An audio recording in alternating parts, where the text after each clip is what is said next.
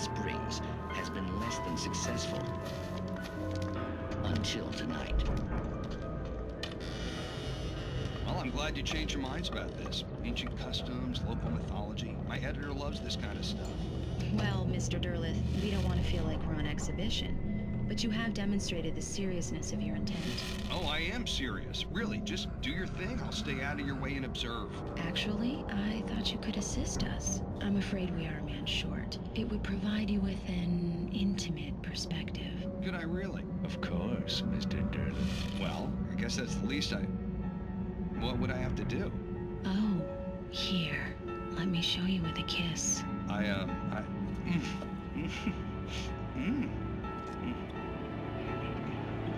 What did you...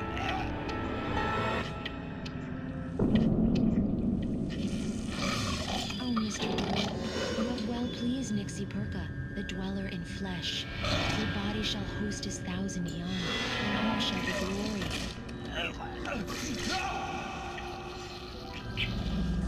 Shh, darling, be calm. Shh. Alvin Derleth learned a harsh lesson. If you go looking for mythology, it may come looking for you. And such quests always bear fruit. In Night Springs.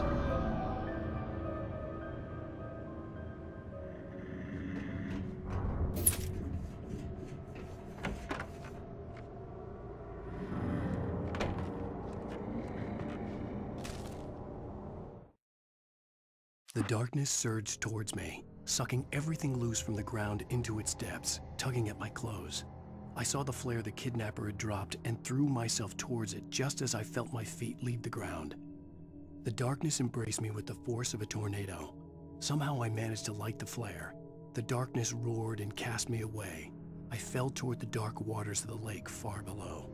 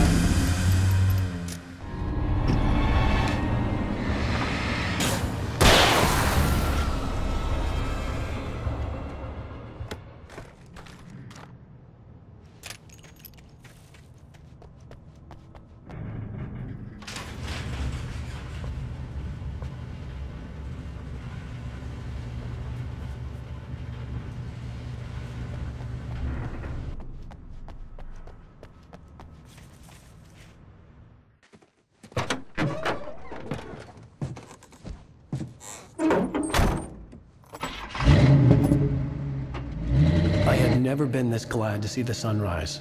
I had a couple of hours to get to the coal mine.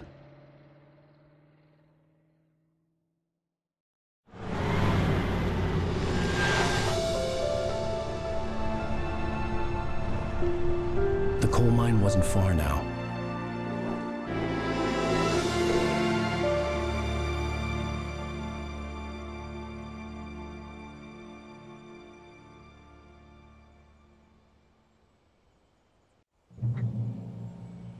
Today, I would meet the kidnapper, and he would give me Alice. I wouldn't give him any other choice. A drowning man will clutch at a straw.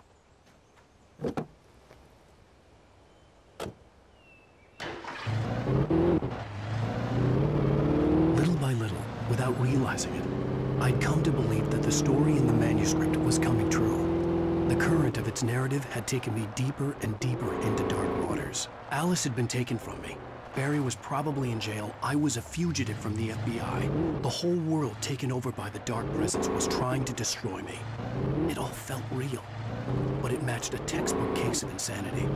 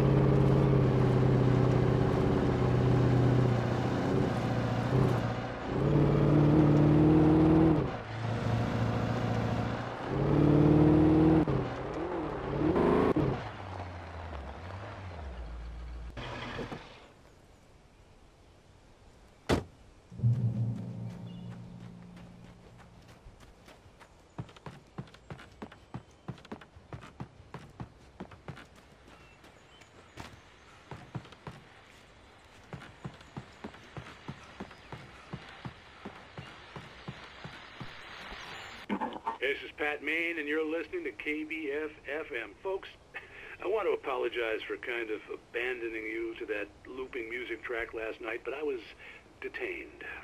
You see, I encountered a big-shot G-man with an itchy trigger finger who could use a lesson in manners and a boot in the ass, not necessarily in that order either. Now, folks, I know I'm not being very informative here, and I apologize for that. I really should just keep quiet, but I'm just so peeved right now, because some people just shouldn't be carrying badges. And I'm just glad that our Sheriff Breaker was there to straighten things out.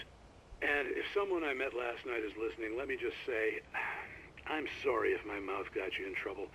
I'm pretty sure you're not the bad guy here. Godspeed, son. I hope you know what you're doing. Now, on a lighter note, I'll be talking to Dr. Nelson all morning. But first, a little music.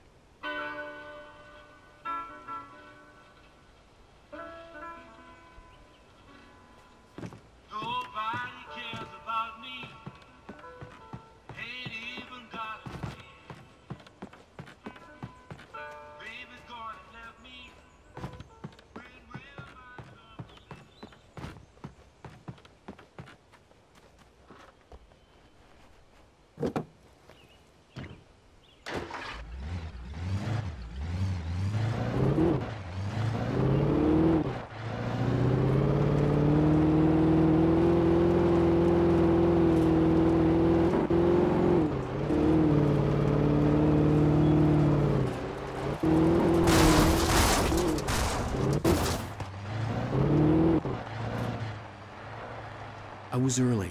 I was supposed to meet the kidnapper at noon in the main building.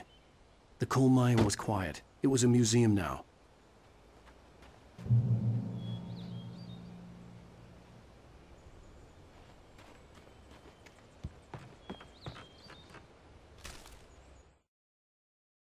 With Nightingale gone and the night wind blowing in through the broken studio window, Maine stared at Sarah. The sheriff looked away. Maine's voice shook with barely controlled anger. That boy's doing more drinking than thinking. I hope you know what you're doing, Sarah. He's got a sickness in his eyes. You take my word for it. He wants Wake for a reason, and it's not for anything good.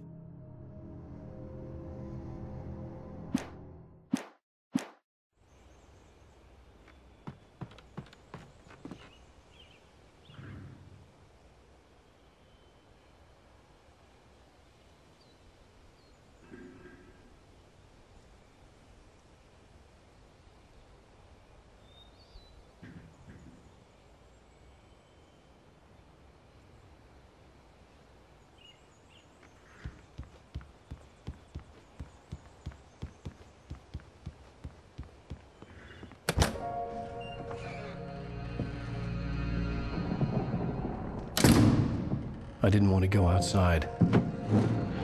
Cops had to be looking for me. The noon sun turned the place into a sauna.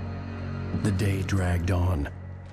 Different scenarios ran through my mind. Ways of how I'd torture the kidnapper to get Alice back. Or the different horrible things he could have done to her. I imagined her dead. I had no way of knowing she was still alive.